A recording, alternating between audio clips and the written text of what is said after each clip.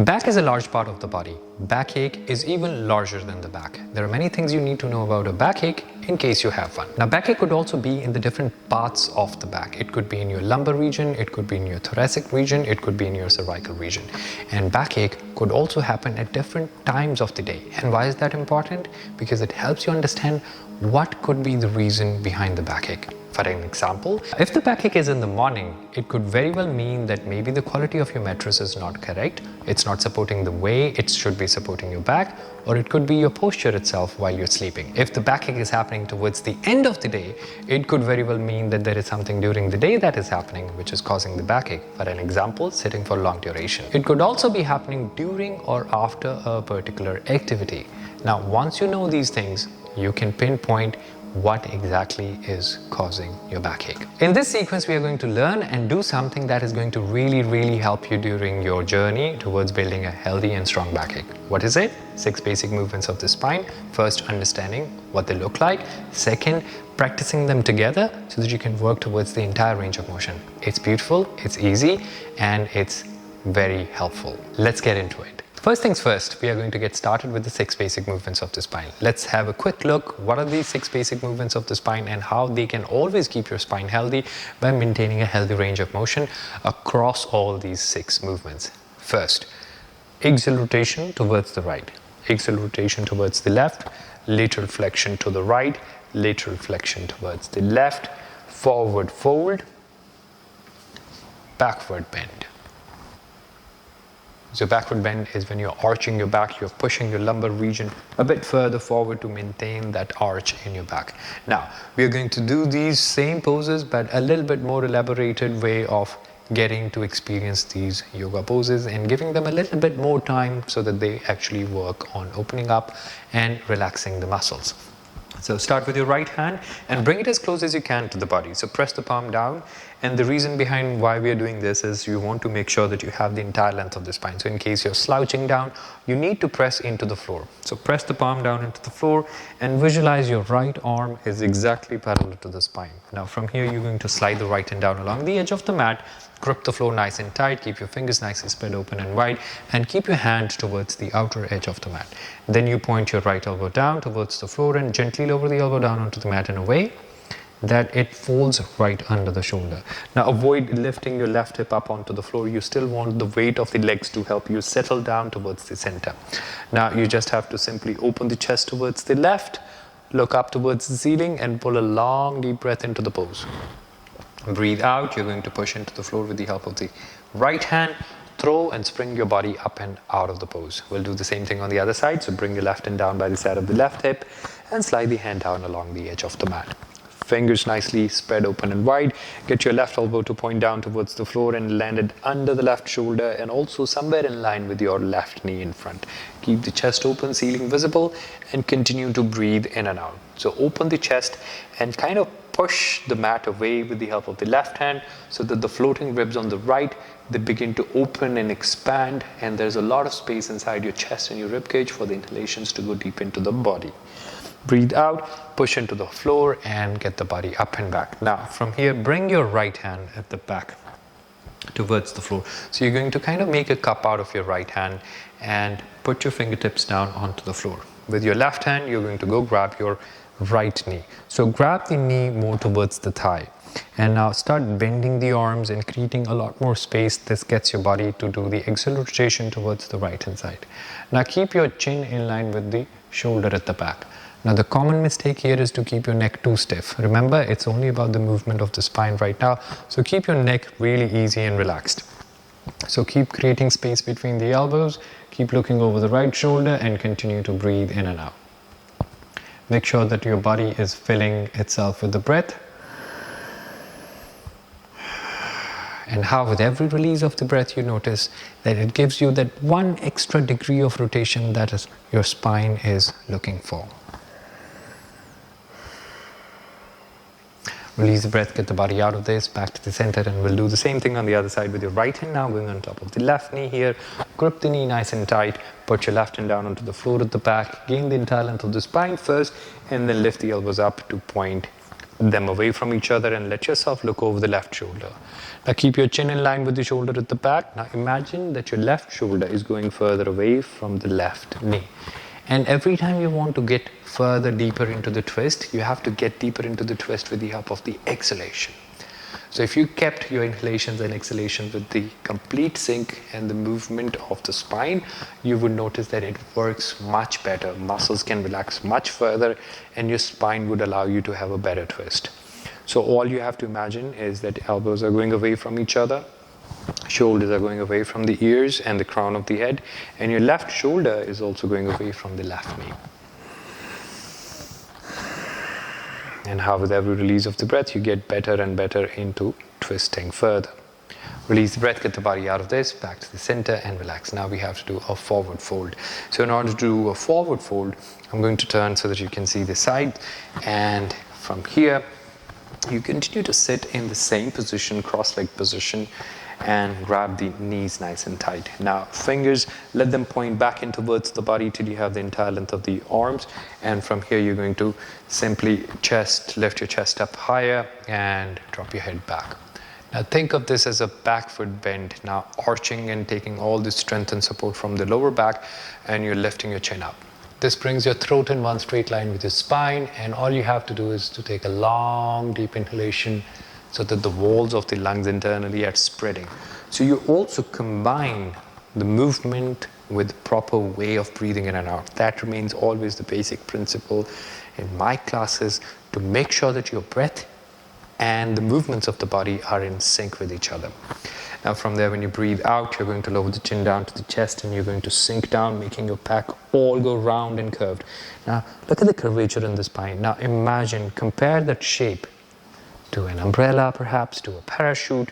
Be as creative as you want. So sink down, take your body weight towards the sit bones at the back and stretch the entire fascia, the entire web of muscles that is there in your upper back muscles. Take a long deep breath in and back to the center. Now coming back to the original position, from here now you're going to let yourself tilt a little bit further down to the right hand side. So chest, so this bone where the rib cage, the joint, is called sternum. So you want your sternum to be pointing in the same direction where the right knee is pointing, and your right knee is also pointing towards the corner of the mat in front. Once you are there, you're going to bring your left hand on top of the right knee.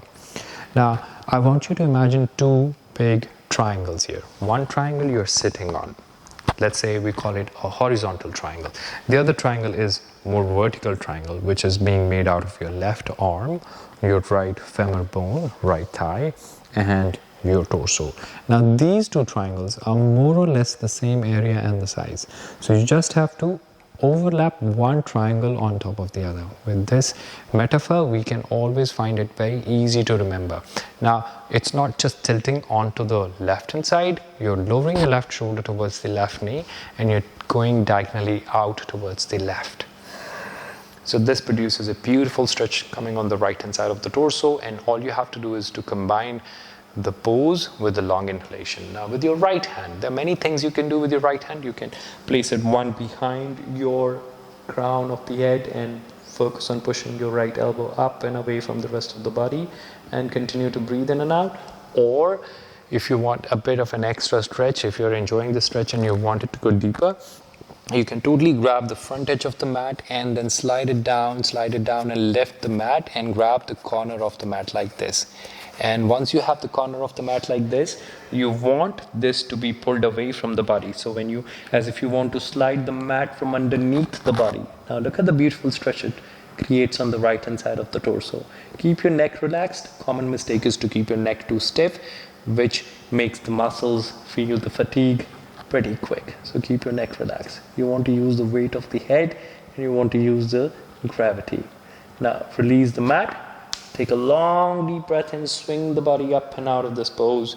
Bring your right arm at your shoulder level. Now it is in the continuation here.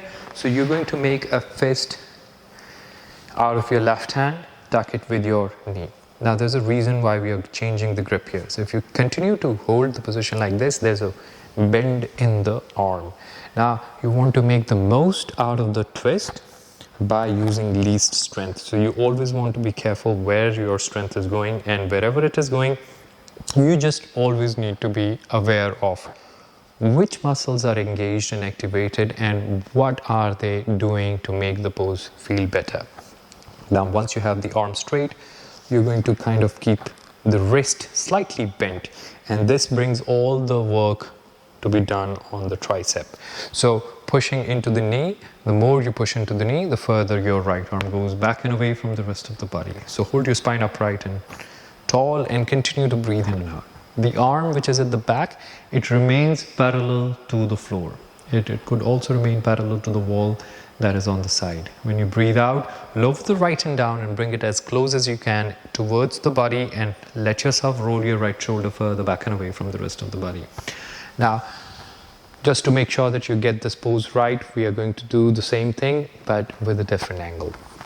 So here is what we did. So you can continue to hold the pose as if you're doing it, and make sure that you're breathing in and out a comfortable breath, and apply the same method which I told you, that with every release of the breath you want to get further into the twist. Now, getting a different angle, you're going to make a fist out of your left hand.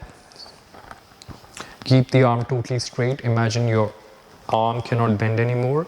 Chest and torso exactly on top of your hips in line with each other. We started with the arm here, and then it goes back.